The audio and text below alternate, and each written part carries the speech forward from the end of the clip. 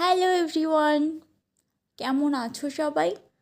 আশা করছি খুব ভালো আছো, আমিও খুব ভালো আছি। দিনটা ছিল 20 তারিখ, স্বপ্নাদির বার্থডে দিন। আমি গিয়ে রেস্টুরেন্টে বসে ওয়েট করছিলাম স্বপ্নাদির জন্য। এত পরিমাণ বৃষ্টি এসেছে, বৃষ্টির কারণে প্রায় 1 থেকে 1.5 ঘন্টা পরে এই যে ইনি চলে এসেছে। যার বার্থডে সে চলে এসেছে। তারপর কেক কাট করলাম, তারপর কিছু খাওয়া দাওয়া করছিলাম, খুব খুব গল্প করছিলাম।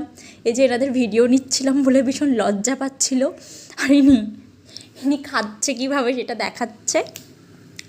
তো ভীষণ মজা করলাম ওই দিনটা, খুব খুব গল্প করছিলাম, ফটো তুলছিলাম। তারপরে কিছু খাওয়া দাওয়া করে যে বাড়ি রওনা দিচ্ছি। দেখেছেন কেমন মেঘ করেছে?